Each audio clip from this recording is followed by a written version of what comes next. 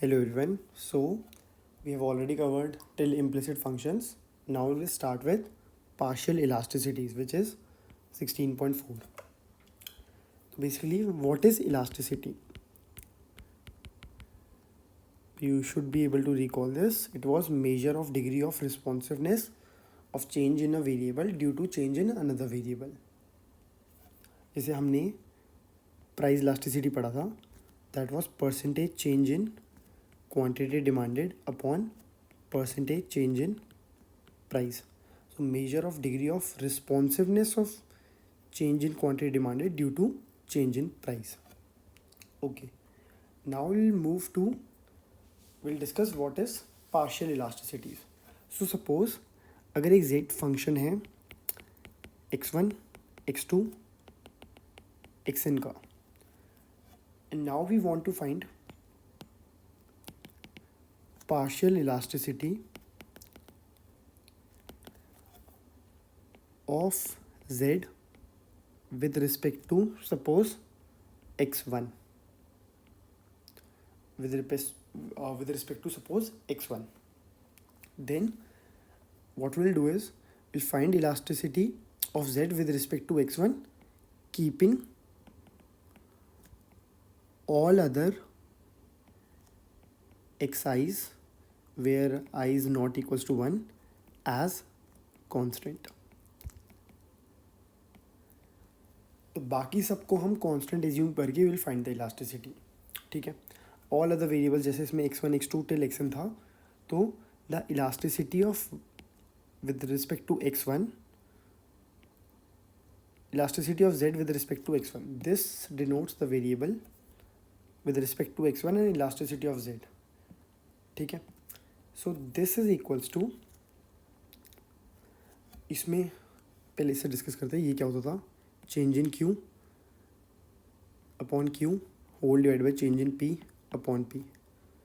So this was nothing but change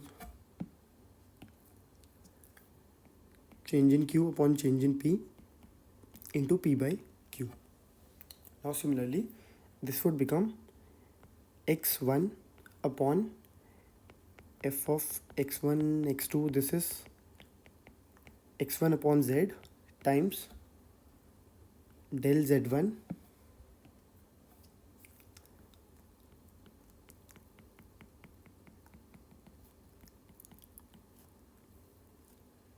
upon del x1. So this is x1 upon z del z by del x1. Similarly, with respect to elasticity of z with respect to xi, क्या हो जाएगी, xi upon z del z by del xi. Okay, so this is, what does this mean? अब इसका थोड़ा economic interpretation देखते हैं. This shows the percentage change in z by percentage change in xi. मतलब अगर xi 1% से change होगा तो z would change by this much percentage. फिर से बता रहा हूँ, if xi changes by 1% then by how much z would change. तो अगर xi 1% से चेंज होगा तो हमारा ऑब्जेक्टिव फंक्शन कितने से चेंज होगा, keeping all other xi constant. जैसे xi ले लिया तो बाकी सारे x1 x2 till xi minus 1 and xi plus 1 से लेकर xn, इस सबको कांस्टेंट रखना है एंड सिर्फ एक वेरिएबल को चेंज कर रहे हैं. तो उससे हम चेक करें कि अगर ये 1% से चेंज हुआ तो z कितने % से चेंज होगा. ठीक है, I hope this is clear. अब आगे चलते हैं. It's to example 16.15. Now find the elasticity of z equals to xy e to the power x plus y with respect to x, and it is given that x and y are both greater than 0. अब with respect to x है तो which means हम किस variable को fix रखेंगे, Y को।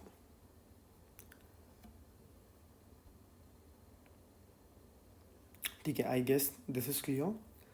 अब इसको थोड़ा ट्रांसफॉर्म करते हैं क्योंकि पावर ऐसा आ रहा है ना, तो let's take log both sides. This would give log z equals to log x plus log y plus x plus y log e times log e. So log e is 1. This is 1. So what we have is log z equals to log x plus log y plus x plus y. ठीक है, and elasticity ये हम पहले check कर चुके हैं, X with respect to Z is X upon Z into del Z by del X. ठीक है, नाउ इस ए को डिफ्रेंशिएट करते हैं अगर हम, तो what we have is with respect to X 1 by Z into Z dash X equals to 1 by X into 1 plus 0 plus 1 plus 0. Okay, so we are having this. So z dash x by z becomes 1 by x plus 1. तो z dash x is nothing but this term del z by del x. ये हम पहली classes में कर चुके हैं. We can write this as z dash x. ठीक है, यहाँ तक आ गया, ये टर्म हमारे पास आ गया है. इलास्टिसिटी क्या है, x upon Z into Z dash x. तो z dash x upon z, देखो इससे इस बी से what we are having is z dash x upon z equals to 1 by x plus 1. तो ये हो गया x into 1 by x plus 1. So this becomes x times 1 plus x by x. तो x cancels out, so this becomes 1 plus x. So the elasticity of z with respect to x is 1 plus x. Okay. Now moving forward, थोड़े examples और करते हैं. इस chapter में examples important है. Example 16.16. Now it is given, ये हमने पहले ही क्वेश्चन मेक कर चुके थे कि डिमांड फॉर अ कमोडिटी दो प्राइजेस पे डिपेंडेंट है, where P and Q both are prices. तो हमने इसको डिफ्रेंशिएट किया था with respect to time d1 by D T, where P and Q were functions of time as well. ये मैं पहली क्लास में करवा चुका हूँ. सो पी क्यू, पी से करा तो यहाँ आ गया पी डॉट टी. तो पी डॉट टी था derivative of P with respect to time which is nothing, ये हमने चेन रूल यूज़ किया पे, del P by del T. ठीक है, plus P Q del Q Q dot T. ये time derivative है, dot लग जाता है, विच मीन्स इसका मतलब क्या हुआ क्यू डॉट टी का, कि अगर टाइम चेंज हो रहा है तो उस हिसाब से क्यू कितना चेंज होएगा. ठीक है, नाउ अब इसको अगर हम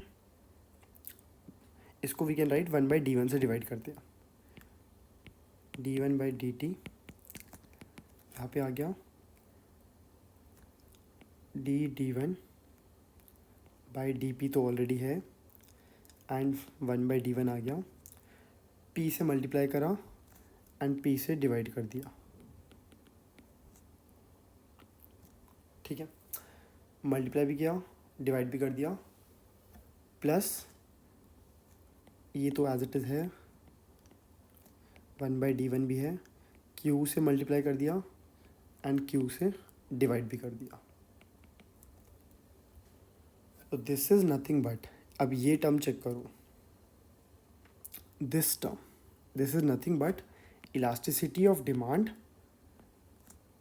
with respect to P.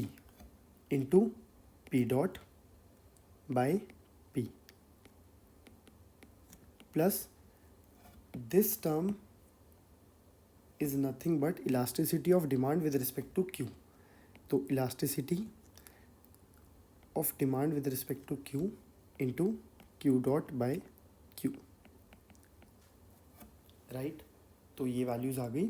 So this means that the elasticity of demand, याद था ना, ये था d1 by d1 1 by dt. तो ये हो गया rate of growth of elasticity of rate of growth of demand. ठीक है. So this is the weighted sum of elasticity of these two things. Weighted sum of elasticity times the proportional price increase, right? तो basically फिर से बता रहा हूँ, the left hand side is rate of growth of demand and ये क्या है, इसमें वेट्स तो इलास्टिसिटी हो गई एंड जो ये proportional price increase times elasticity times proportional price increase. ठीक है, इकोनॉमिक इंटरप्रिटेशन इतनी काफ़ी है. Now let's do one more example and इस एग्जांपल में एक अच्छी प्रॉपर्टी बताऊंगा. तो you are suppose to remember this. अगर suppose demand function is given as a x1 a1 x2 a2 xn an where a is greater than 0, a1 a2 till an are constant and x1 till xn are greater than 0. Now what they are asking is compute the elasticity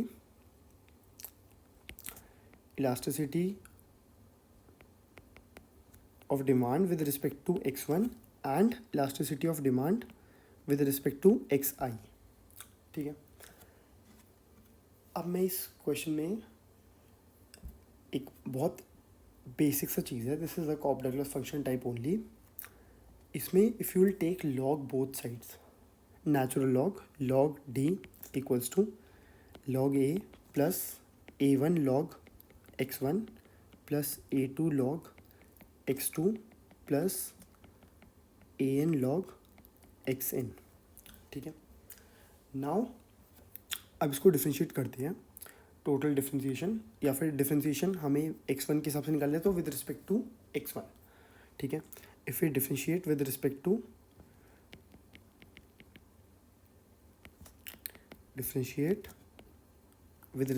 x1. Now what we'll get is 1 by d times d1 dash. So this 1 stands for we are differentiating it with respect to x1. ये तो 0 हो जाएगा, ये हो जाएगा a1 upon x1 into 1 and the rest all of the terms would be 0 0 0. ठीक है. Final वाली टर्म भी 0. What we have is d1 dash by d times x1 equals to a1. ठीक है. यहाँ a1 by x1 था, इस x1 को इधर ले आए. ठीक है, ये स्टेप भी मैं okay. So we are getting this. Now will solve this and elasticity क्या होती है, x1 upon D into del D by del x1. This is elasticity. So this is nothing but x1 upon d into d dash 1. This thing can be written as d1 dash. तो ये हो जाएगा x1 times d1 dash by d. This is equals to a1. So elasticity with respect to x1 is a1. Now look at this thing. The power of x1 was a1. तो elasticity with respect of elasticity of d with respect to x1 is a1. Similarly, अगर with respect to a2 x2 निकालेंगे तो a2 हो जाएगा, with respect to xn निकालेंगे तो an. तो similarly, if we are supposed to find elasticity of xi, elasticity of d with respect to xi, it would be ai. ठीक है, तो ये प्रॉपर्टी याद रखनी है अगर इसका लॉग ट्रांसफॉर्मेशन करते हैं, क्योंकि दिस शोज अगर एक 1% चेंज हो रहा है लॉग में अगर आ रहे हैं ना, तो दिस मीन्स 1% चेंज हो रहा है, तो log D is changing by A1%। ठीक है, तो A1 इलास्टिसिटी हो गया, A1 is percentage change in D upon percentage change in x1। अगर और ये दोनों लॉग फॉर्म में आ जाते हैं, ठीक है, this you will study in econometrics later in the course, अभी कोर्स में नहीं, मतलब नेक्स्ट ईयर 4th सेमेस्टर में। तो अगर इसमें 1% चेंज हो रहा है तो डी में A1% चेंज होता है। ठीक है, I hope this is clear. तो ये क्वेश्चन उसके हिसाब से हो जाएगा। Now take this case where demand for a product is given as a कोई कांस्टेंट हो गया, ठीक है,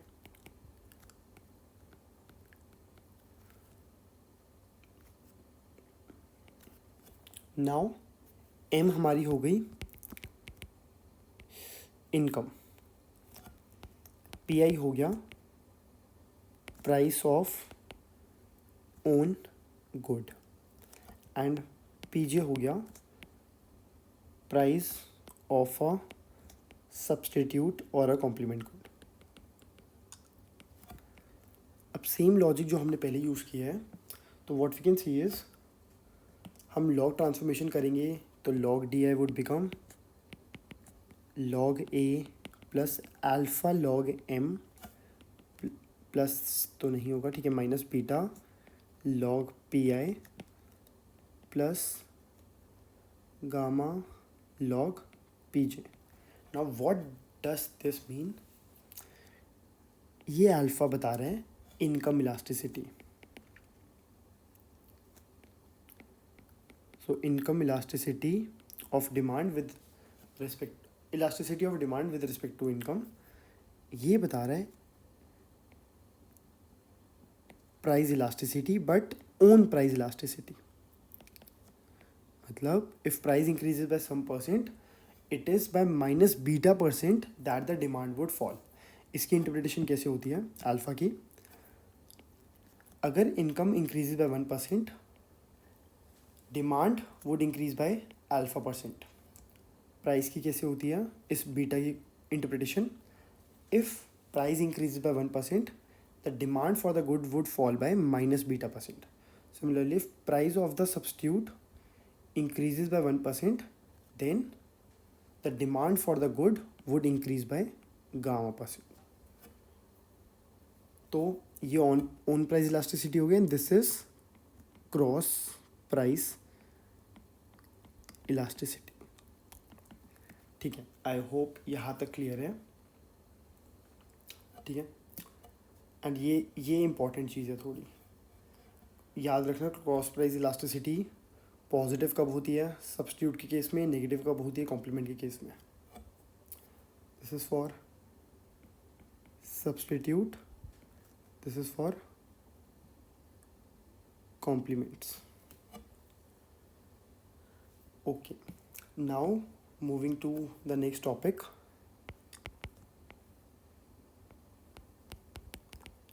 इलास्टिसिटीज ऑफ, एंड ये थोड़े इंपॉर्टेंट टॉपिक्स हैं। इसके बाद वाला जो टॉपिक है इट इज़ एक्सपेक्टेड उससे क्वेश्चन आएगा। अगर मैं पेपर सेटर होता तो मैं उससे क्वेश्चन देता। This is marking it as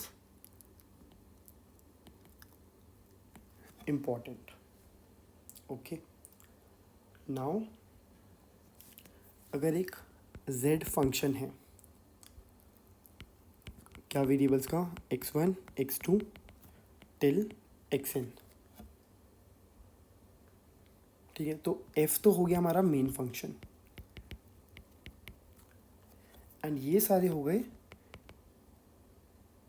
intermediate.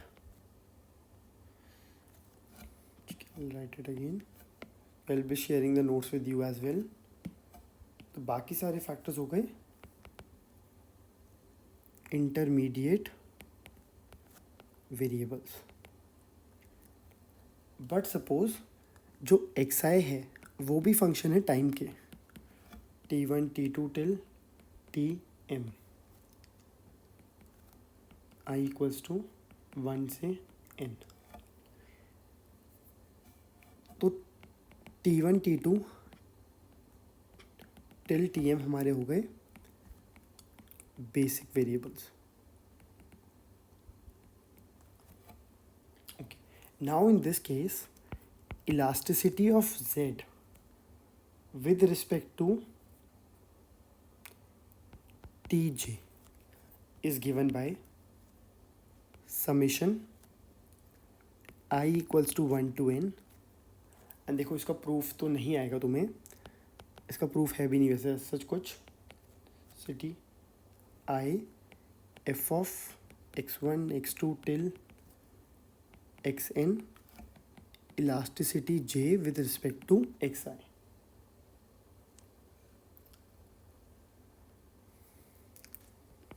ये फॉर्मूला याद करना पड़ेगा। ओके, और मोर स्पेसिफिक टर्म, तो what we have is Tj by z into del z by del Tj। This is the left hand side, so this should be equals to Tj by z summation fi dash I equals to 1 to n x1 x2 till xn del xi by del Tj। Right, the right hand side is giving you this value। ठीक है, same इलास्टिसिटीज का formula डाल के you will get this. Now this can be further written as, ये इतना important topic नहीं है composition वाला, बट ठीक है, still will do this. xn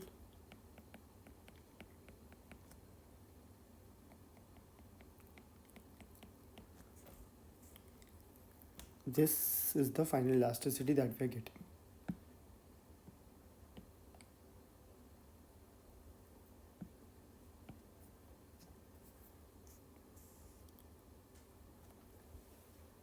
okay, इसका एक क्वेश्चन कर लेते हैं, that would make things more easier.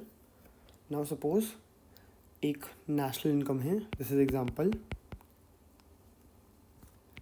16.18 national income given है,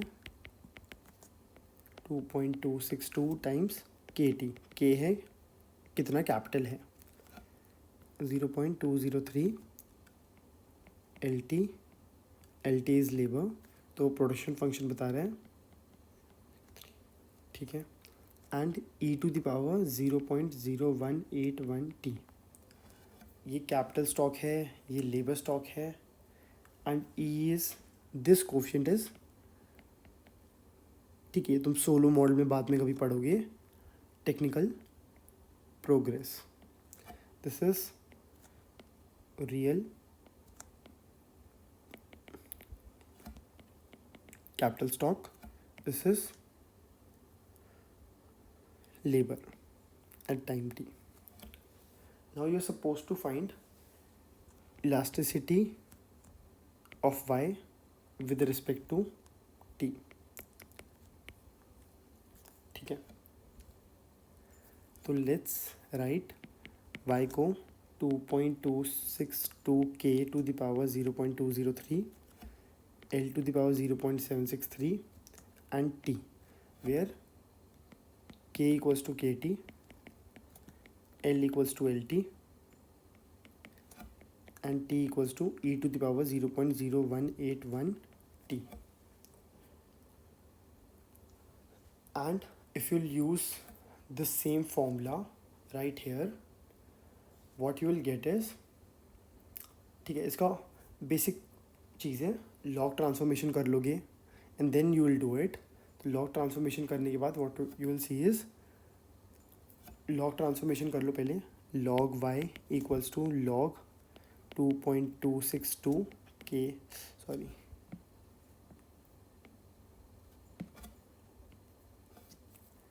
plus 0.203 log k plus 0.763 log l plus 0.0181 t log e. तो log e is 1. And if you use the above formula, so what you will get is, so elasticity of y with respect to t is coming out to be 0.203. Elasticity of kt with respect to t plus 0.763 elasticity of t with respect to lt plus 0.0181 t. वो composite function बन गया, उसको सम कर करके this thing, ये देखो this thing. Okay,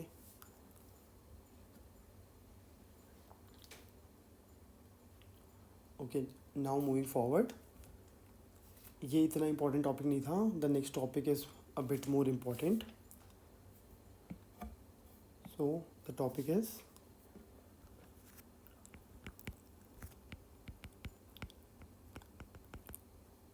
the elasticity of substitution. Now what we have is, अगर एक लेवल कर्व है f x y equals to c, ठीक है. लेवल कर्व की definition you should know by now, and मैं वो फिगर बना देता हूँ. थोड़ा आईसी कर्व्स तुम्हें याद होगा. तो एक आईसी का वो होता है different combinations of X and Y which gives you the same level of satisfaction. यहाँ पे एक्स आते हैं, यहाँ वाई आते हैं. सिमिलरली एक आइसोक्वांट क्या होता है? Remember what an isoquant is, क्योंकि क्वेश्चन इससे रिलेटेड आएगा. So an isoquant is a graphical representation of different combinations of labour and capital which gives you same level of output.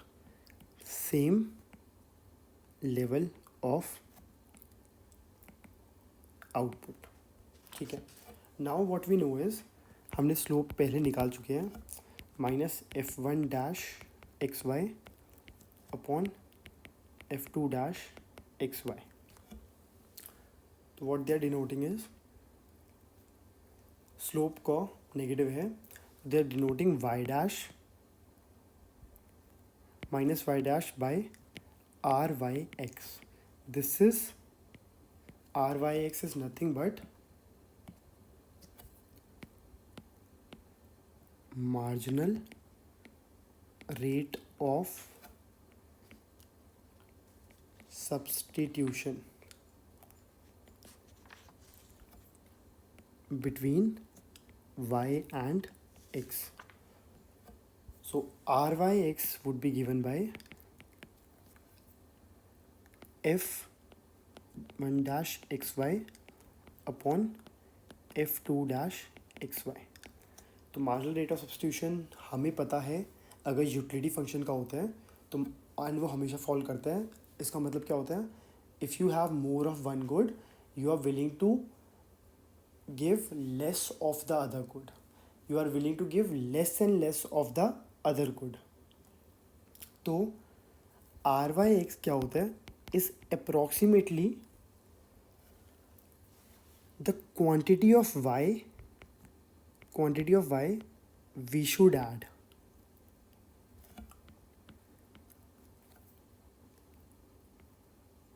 per unit of x removed. अगर x कम कर रहे हो तो y कितने से ऐड होगा, such that you stay on the same level curve.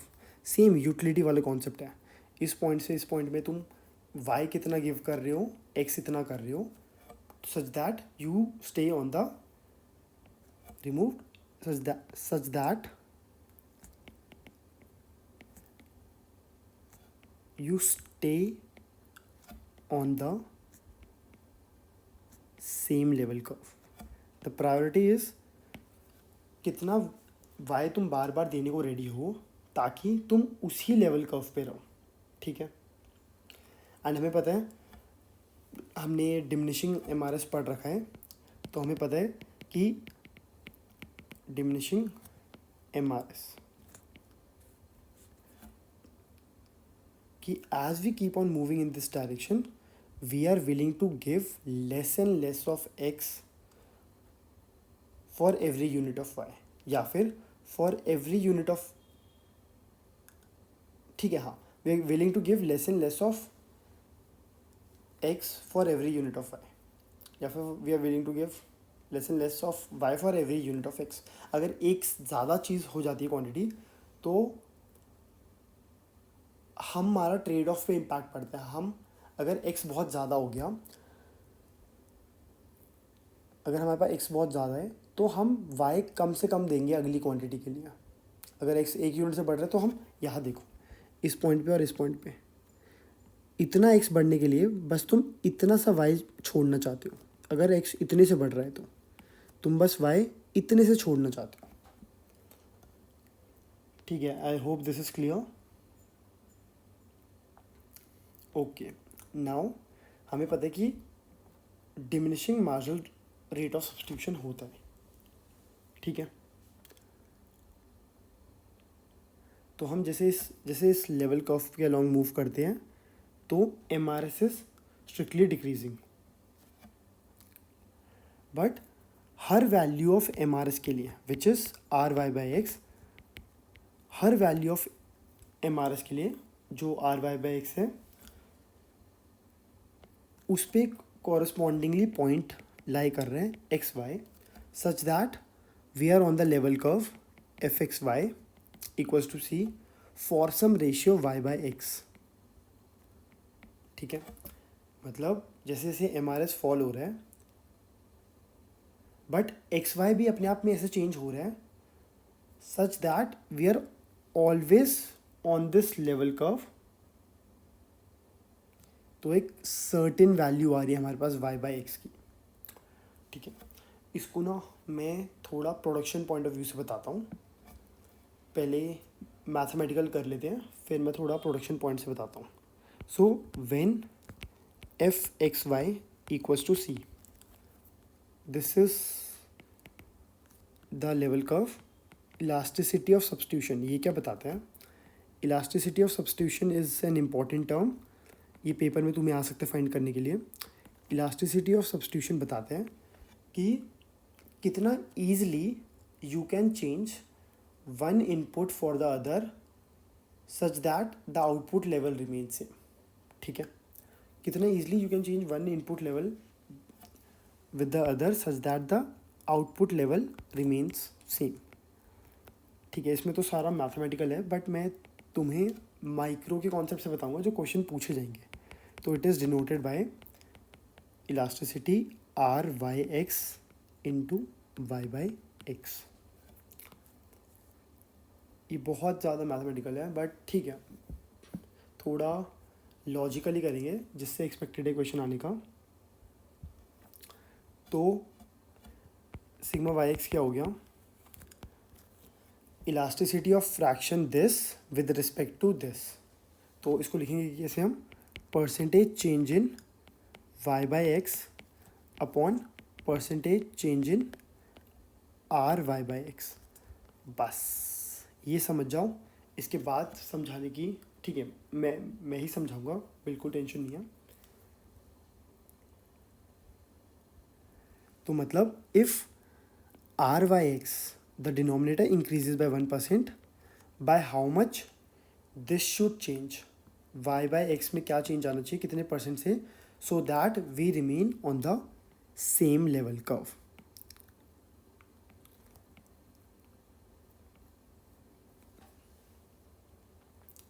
ठीक है, I hope this is clear.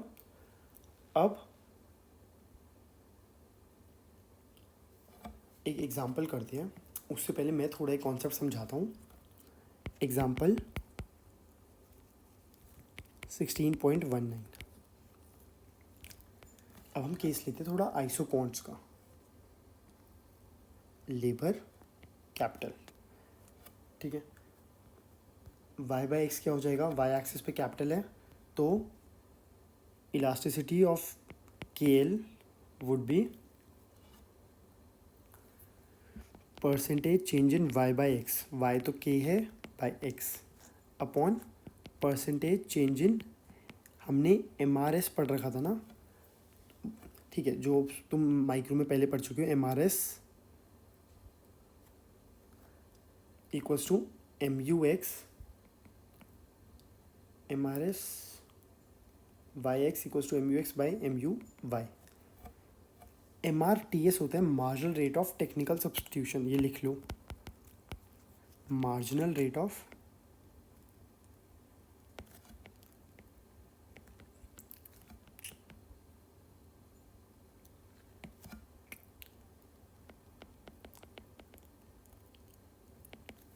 And this is written as MRS का तो पता है हमें कैसे लिखते थे, MUX बाई MUY,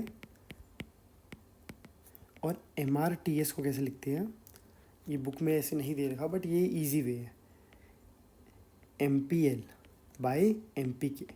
MPL क्या होता है, अगर लेबर 1 यूनिट से बढ़ रहा है तो आउटपुट कितने से बढ़ेगा, एंड MPK अगर लेबर 1 यूनिट से बढ़ रहा है, कैपिटल 1 यूनिट से बढ़ रहा है तो आउटपुट कितने से बढ़ेगा। तो this can be also written as F' L अपॉन F', तो RY by X is MRTS, marginal rate of technical substitution, ठीक है। Now suppose the question is, हमें इलास्टिसिटी ऑफ सब्सटीट्यूशन निकालना है for Cobb Douglas function. Cobb Douglas मैंने पहले ही बोला बहुत इंपॉर्टेंट है। कॉप डगलस की फॉर्म क्या होती है, FKL equals to AK to the power A L to the power B। नाउ हम MRTS निकाल सकते हैं, हमें पता है MPL by MPK,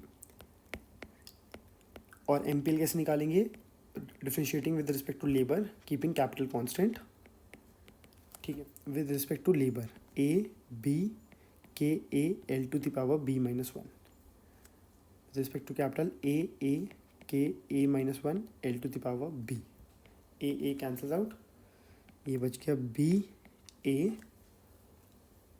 K to the K by L, ठीक है।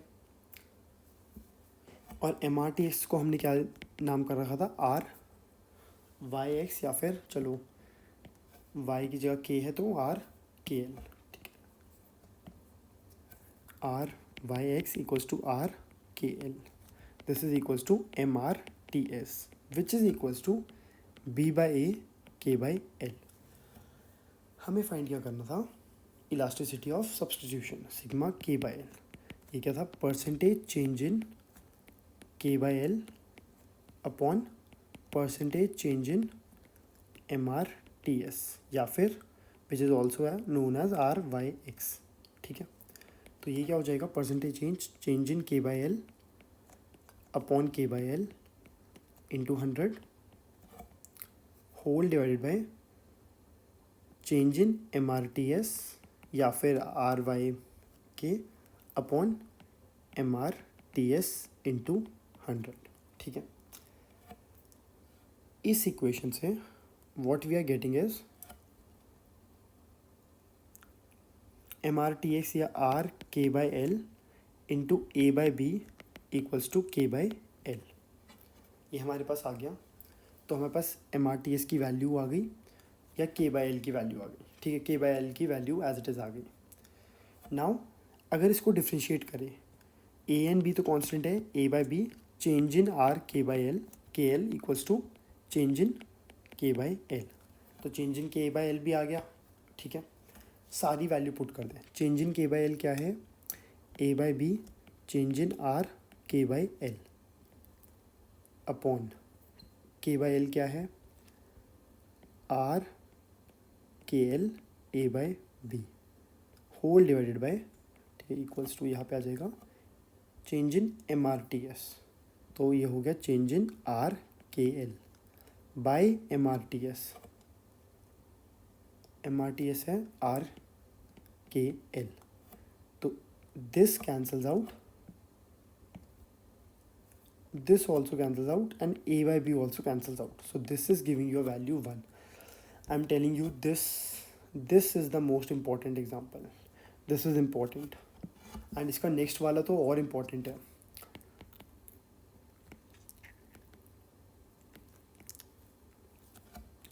This is important. So what is this? Sigma KL is coming out to be 1. मतलब elasticity of substitution is 1 for Cobb-Douglas function. मतलब कितना easily labor can be substituted for capital और capital can be substituted for labor. Last example है ये, इसको हम कहते हैं CS प्रोडक्शन फंक्शन. ये भी this is also very important. इसको कहते हैं कांस्टेंट इलास्टिसिटी ऑफ सब्स्टिट्यूशन.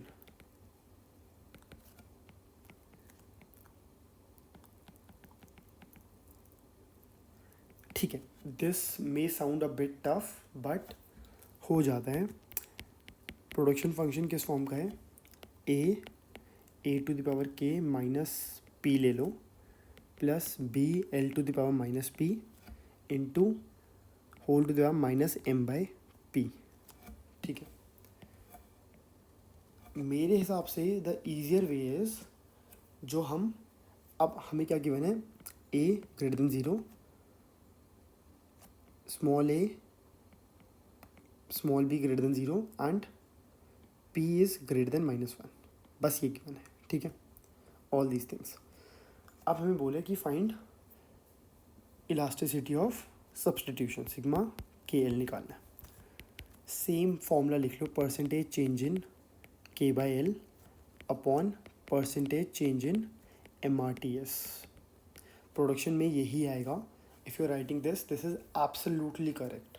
ठीक है, दिस वुड शो कि तुम्हें सारी नॉलेज है, बुक में ऐसे नहीं दे रखा. ठीक है, तो MRTS पहले निकालते हैं हम. MRTS हमें पता है क्या होता है. So I will give you some time to solve this. ये मैं खुद एक्सपेक्ट करूँगा, तुम खुद करो. MRTS is MPL by MPK.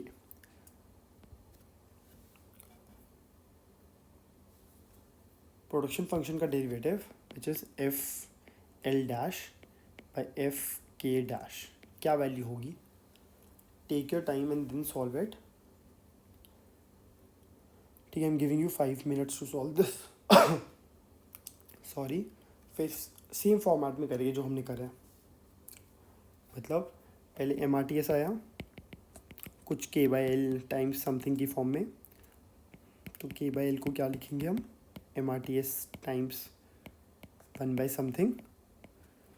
And once we have found this, change in K by L हो जाएगा change in MRTS times 1 by something, क्योंकि ये कांस्टेंट होगा. एंड फिर फॉर्मूला में डालेंगे. This formula is change in K by L. I'll write it neatly. This formula is change in K by L upon K by L change in MRTS upon MRTS. तो into 100 तो cancel out हो ही जाएगा. ठीक है, so I am giving you 5 minutes to solve this.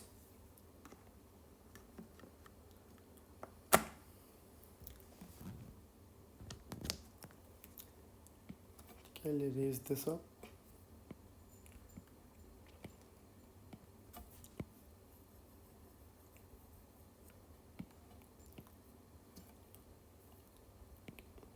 Find FL dash by FK dash. This is MRTS, marginal rate of technical substitution. हमने marginal rate of substitution पढ़ा हुआ है. It's the rate at which we are willing to forego some units of x to get one more unit of y, या rate at which we are willing to forego some units of y to get one more unit of x. तो अगर जैसे जैसे हमारे पास x बढ़े जा रहा है तो हम कम से कम y देना चाहते हैं. ये y का गैप बहुत कम है, हम कम देना चाहते हैं हर x सक्सेसिव x के लिए जब हमारे पास x बहुत ज़्यादा है. तो this is the same logic, बस यहाँ पे लेबर है, कैपिटल है, एंड बोथ आर इनपुट्स, और वो आइसोक्वांट था. ठीक है, ओके. सो हाँ, I will give you 3 more minutes to solve this.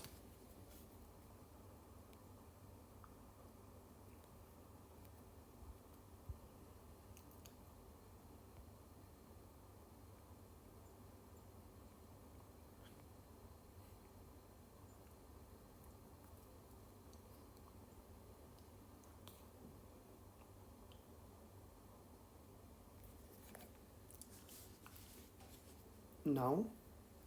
Okay, I'll give you one more minute.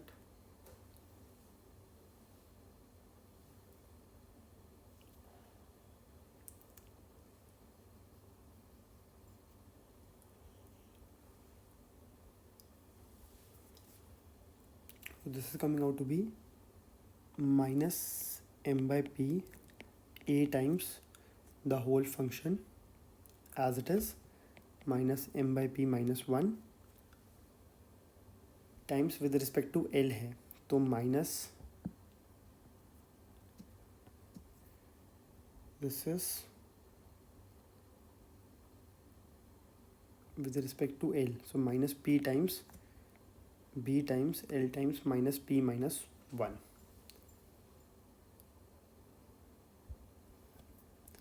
Similarly by MPK, minus M by P A times the whole function minus M by P minus 1, and then minus P times A times K to the power minus P minus 1. So these things would cancel out. This this whole thing, this would also cancel out. So finally what we have is, this is coming out to be B by A K by L 1 plus P. This is MRTS. तो हम K by L की form में लिख सकते हैं इसको. So K by L 1 plus P equals to MRTS A by B. So K by L equals to A by B MRTS the whole power 1 upon 1 plus P power 1 upon 1 plus P. Right, अब हमें क्या निकालना था, change in K by L. ये तो constant है, इसका change तो कुछ होगा नहीं, प्रोडक्ट रूल यूज़ करेंगे, इसका हो जाएगा 1 upon 1 plus P times MRTS 1 upon 1 plus P minus 1. तो change in K by L would be A by B 1 upon 1 plus P 1 upon 1 plus P MRTS, तो 1 minus 1 minus P upon 1 plus P, तो ये minus P upon 1 plus P. तो अब elasticity of substitution क्या था, percentage change in K by L upon percentage change in MRTS, which is equals to change in K by L upon K by L upon change in MRTS upon MRTS. तो ठीक, change in K by L क्या आ रहा है, A by B 1 by 1 plus P times 1 by 1 plus P. This would be change in MRTS, change in MRTS times minus P 1 plus P divided by K by L. K by L क्या आया, this term, तो A by B 1 by 1 plus P, then MRTS 1 by 1 plus P equals to नहीं आनी, whole divided by change in MRTS. ठीक है, I am not sure ये कैसे किया मैंने, 1 by 1 plus V, ठीक है,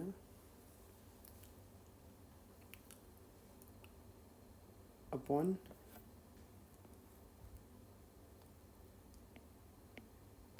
MRTS.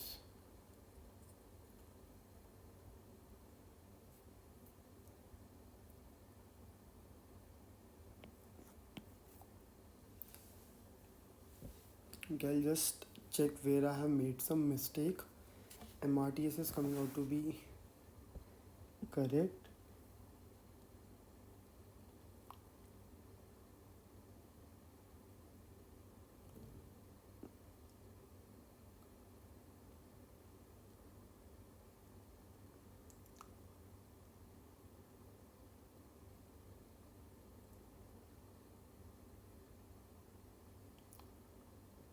K by L is this.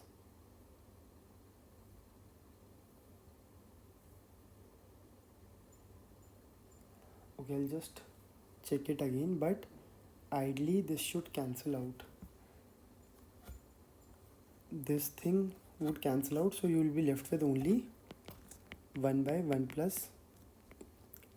I have solved this somewhere. I'll just check it where I have solved this. I won't take much of your time.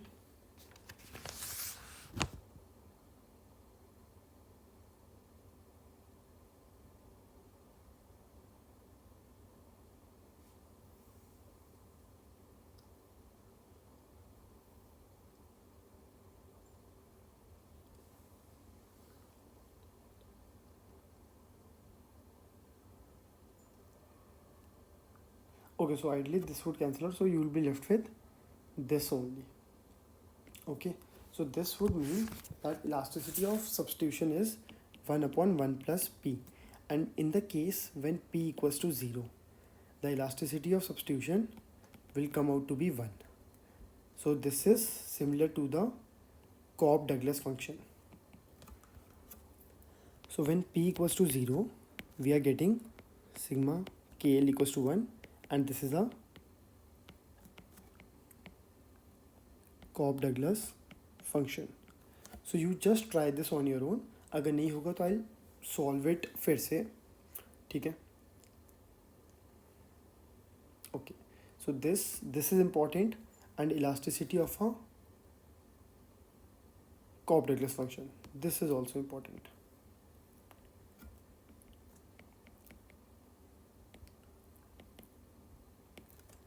Okay, these two things are very important.